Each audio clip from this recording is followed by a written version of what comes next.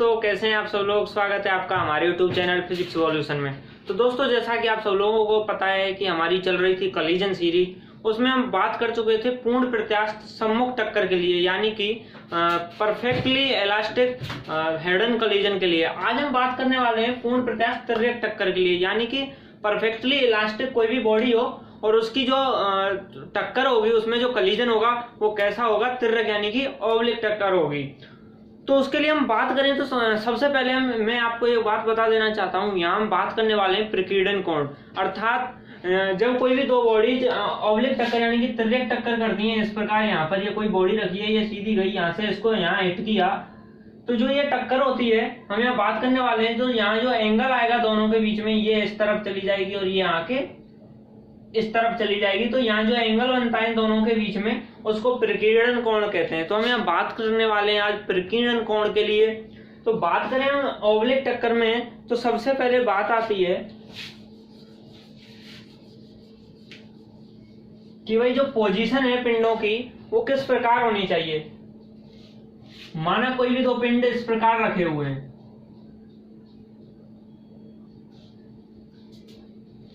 इसका कोई भी वेग u1 है और ये u2 शून्य है, यानी कि ये स्थिर रखा हुआ है। ये m2, ये m1 है। इसने इसको यहां आके हिट किया, तो हिट करने के बाद m1 पिंड जो है वो इस तरफ v1 वेग से चला गया और जो m2 पिंड है वो v2 वेलोसिटी से इस तरफ चला गया, और यहां पर इसका जो वेलोसिटी हो जाती है वो हो जाती है u2 m2 की। तो यहां पर ये कोई भी एंगल है, सॉरी यहाँ पर ये u2 इसकी वेलोसिटी है पहले से ही। ये यहाँ पर कोई भी एंगल है, यहाँ पर फाई, और ये कोई एंगल है थीटा, यानी कि जो ये दोनों का एंगल बनता है, एक तो थीटा बनता है और एक यहाँ बनता है फाई। तो सबसे पहले हम क्या लिखेंगे, माना चित्रानुसार कोई दो पिंड टक्कर करते हैं। तो चित्र के अनुसार यहां पर कोई भी दो पिंड टक्कर करते हैं, तो हम आगे सॉल्व करें तो हम देखें सबसे पहले एक्स अक्ष के अनुदिश। हम बात करें एक्स एक्सिस के अलोंग, तो यहाँ पर ही इसको कोई भी निर्देशांक तंत्र मान सकते हैं। यहाँ पर ये इसका वाई एक्सिस हो गया, ये इसका एक्स एक्सिस हो गया। तो हम एक्स एक्सिस के लिए बात करें, संवेग संरक्षण का मैं आपको बता चुका हूं। अगर बात हो रही है संघट्ट की, तो ऊर्जा संरक्षण और संवेग संरक्षण यहाँ पर मेन होते हैं। तो बात करें हम संवेग संरक्षण के लिए, तो m1 u1 plus m2 u2 is equal to टक्कर के बाद m1 के लिए देखें v1, और जो इसका एंगल होगा x एक्सिस के अलोंग, इसका जो क्षैतिज घटक होगा वो होगा यहाँ पर m1 का cos theta, m1 v1 cos theta. इसी प्रकार एक ही दिशा में इसका ये वाला x एक्सिस के अलोंग देखें m2 के लिए, तो m2 v2 cos फाई। तो इसके लिए ये x एक्सिस के लिए संवेग संरक्षण हो गया m1 व m2 पिंड के लिए। इसी प्रकार हम y एक्सिस के लिए देखें तो इसका जो प्रारंभिक संवेग होता है वो शून्य होता है, क्योंकि y एक्सिस के अलोंग कोई भी संवेग यहाँ पर आपको दिखाई नहीं दे रहा होगा। जो भी है इसका मोमेंटम है वो x एक्सिस की अलोंग है। तो यहाँ पर जो इसका प्रारंभिक यानी कि जो इनिशियल मोमेंटम है वो यहाँ पर शून्य है। आगे बात करें हम m1 के लिए, तो m1 v1 sin theta, m1 v1 sin theta x axis के अलोंग देखें तो m1 इसका x axis sorry y axis के लिए बात कर रहे हैं, तो इसका y एक्सिस इस तरफ आएगा और जो m2 है उसका नीचे आएगा। तो ये दोनों एक दूसरे से विपरीत दिशा में है, तो यहाँ पर आएगा माइनस, यानी कि ये इसके विपरीत दिशा में जा रहा है। तो यहाँ ये जो माइनस का चिन्ह है ऋण चिन्ह दर्शाता है कि इसकी दिशा क्या है, इसके विपरीत है या उल्टी दिशा है, m2 v2 sin फाई। इसको समीकरण 1 नाम दे देते हैं और इसको दे देते हैं समीकरण 2। तो ये आपको यहां तक समझ में आ गया होगा संवेग संरक्षण के लिए। अगर हम बात करें इसी प्रकार ऊर्जा संरक्षण के लिए, ऊर्जा संरक्षण के लिए, तो ऊर्जा संरक्षण के लिए K E initial is equal to K E final, ये ऊर्जा संरक्षण का लॉ होता है। तो देखें तो 1/2 m1u1 का स्क्वायर प्लस 1/2 m2u2 का स्क्वायर, सॉरी यहां से इसको मिटा देते हैं, ऊपर लिखें ऊर्जा संरक्षण के लिए। ये चित्र एक बार देख लेंगे। ये इस प्रकार से m1 ये कोई भी कण है m2 का इस प्रकार हिट कर रहा है, ये टक्कर करने के बाद m1 इधर चला जाता है और m2 इधर चला जाता है। यहाँ पर इसकी वेलोसिटी v1 है तथा इसकी वेलोसिटी v2 है। संवेग संरक्षण नियम लगाएं हम एक्स एक्सिस के अलोंग, तो यहाँ पर ये प्रारंभिक, ये इसका अंतिम m1u1 plus m2u2 equal to m1v1 cos theta plus m2v2 cos phi. इसको समीकरण 1 नाम दे दिया। ये y एक्सिस के अलोंग हो गया। y एक्सिस के अलोंग इसका जो मोमेंटम है, इनिशियल मोमेंटम है यहाँ पर 0 है, और इसका जो फाइनल मोमेंटम है m1 sin theta minus m2v2 sin phi, यानी कि ये दोनों एक दूसरे के विपरीत इनका मोमेंटम है, तो यहाँ पर ये आ गया। इसी प्रकार हम बात करते हैं ऊर्जा संरक्षण के लिए दो लॉ लगते ही हैं यहाँ पर, मोमेंट कंजर्वेशन वाला और एनर्जी कंजर्वेशन वाला। देखें यहाँ पर y energy conservation law, y energy conservation law, तो हमारे पास क्या प्राप्त होता है, के इनिशियल इक्वल टू के फाइनल, तो 1/2 m1u1 स्क्वायर प्लस 1/2 m2u2 का square is equal to 1/2 m1v1 का whole square square plus 1/2 m1v2 का स्क्वायर। यानी कि हमने यहाँ पर लगा दिया है मोमेंटम कंजर्वेशन और एनर्जी कंजर्वेशन। अब यहां से हमें क्या पता चलता है, ये समीकरण नंबर 3 प्राप्त हो गया। अगर हम इन समीकरण 1, 2 और 3 को अगर आगे सॉल्व करें, तो हमें सॉल्व सीधे ऐसे सॉल्व नहीं कर सकते, क्योंकि यहाँ पर हमें देखें तो कई सारी जो अचर राशियां हमारे पास हैं, तो इतनी सारी अचर राशियों के लिए हमें इतने ही ज्यादा समीकरणों के इक्वेशंस की जरूरत पड़ेगी। तो हमेशा ध्यान रखें जो ऑब्लिक टक्कर होती है, यानी कि जो तिर्यक टक्कर होती है, उसमें हमें जरूरत पड़ती है प्रैक्टिकल वैल्यूज की।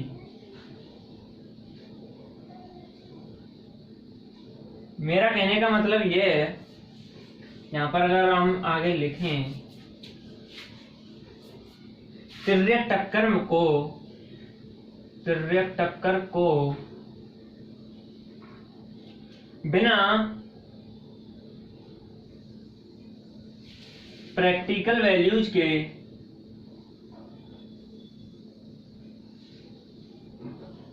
यानी कि किन्हीं भी प्रायोगिक मानों के बिना वैल्यूज के हल करना संभव नहीं है।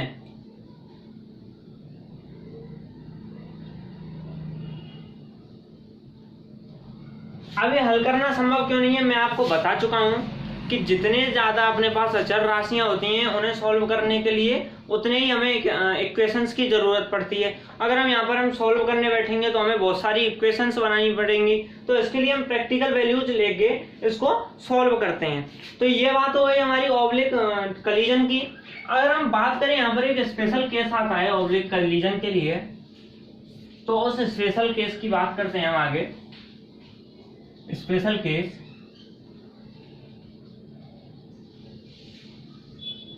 यहां पर क्या होता है कि जो हम मानते हैं जो m1 बराबर m2 इक्वल टू m, यानी कि जो m1 व m2 का जो मास है वो m के इक्वल है, यानी कि दोनों समान द्रव्यमान के हैं, तथा जो u2 है उसकी वेलोसिटी 0 है, यानी कि वो विराम अवस्था में है। तो आगे देखें तो समीकरण 1, 2 व 3 से हल करने पर जो हमारे पास समीकरण 1, 2 व 3 आए थे, अगर हम वैल्यू रखें इनमें u2 इक्वल टू 0 व m1 m2 equal to m, तो हमारे पास प्राप्त होता है समीकरण 1, 2, 3 से u1 equal to v1 cos theta plus v2 cos phi. ये यहाँ पर हमें समीकरण नंबर 4 प्राप्त हो गया। और दूसरा देखें, 0 equal to v1 sine theta minus के v2 साइन फाई। ये हमारे पास समीकरण नंबर 5 प्राप्त हो जाता है m1 equal to m2 equal to m रखने पर। तथा समीकरण नंबर 6 हमारे पास एनर्जी कंजर्वेशन वाला आया था, तो वहां से हमें क्या प्राप्त होता है, u1 square equal to v1 का स्क्वायर प्लस v2 का होल स्क्वायर। ये हमारे पास समीकरण नंबर 6 प्राप्त हो जाता है। तो हमें m1 बराबर m2 बराबर m तथा u2 इक्वल टू 0 रखने पर हमें क्या है प्राप्त हो जाते हैं। ये 4, 5, 6 ये समीकरण हमें 3 प्राप्त हो जाते हैं। अब क्या करते हैं हम, समीकरण 4 व 5 को वर्ग करके जोड़ने पर, अगर हम दोनों का इनका वर्ग करें और दोनों को जोड़ दें तो हमारे पास क्या प्राप्त होता है, u1 square equal to v1 का स्क्वायर प्लस v2 का square plus 2v1 v2 cos theta plus phi. यानी कि हम दोनों को इनको जोड़ें वर्ग करके तो हमारे पास ये समीकरण नंबर 7 प्राप्त होता है।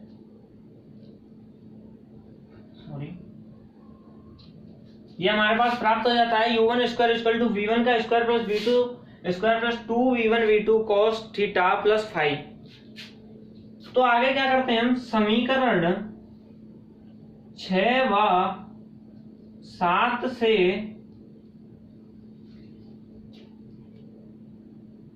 अगर हम दोनों की इनका मतलब देखें, इनकी तुलना करें, समीकरण 6 व 7 से जो cos थीटा प्लस फाई की वैल्यू आती है वो 0 प्राप्त होती है। यानी कि अगर दोनों की इनकी तुलना करें तो हमारे पास प्राप्त होता है cos थीटा प्लस फाई की वैल्यू हमें 0 प्राप्त होती है। तो इससे हमें क्या प्राप्त होता है, इससे हमें क्या पता चलता है, आगे ऊपर से मैं इसको मिटा रहा हूं।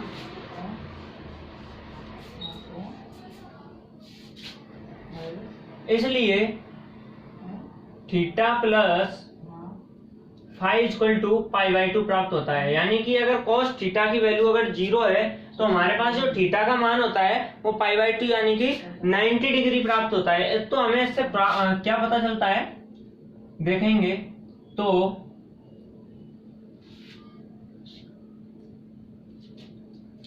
अगर दो समान द्रव्यमान के वस्तुओं को पूर्ण प्रत्यास्थ संघट्ट कराया जाए जहां क्या है, तो जो u2 है यानी कि जो m2 का जो वेलोसिटी है u2 इक्वल टू 0 होनी चाहिए। जहां u2 इक्वल टू 0 है तो उनके मध्य प्रकीर्णन कोण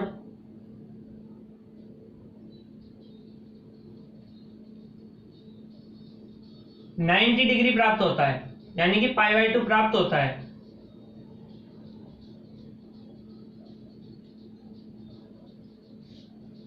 तो दोस्तों क्या है कि आपने कोई भी दो पिंड लिए जिनके मास समान है और वहां पर u2 इक्वल टू 0 है, यानी कि m2 की दूसरे पिंड की जो वेलोसिटी है वो 0 है, यानी कि वो ग्राम अवस्था में है।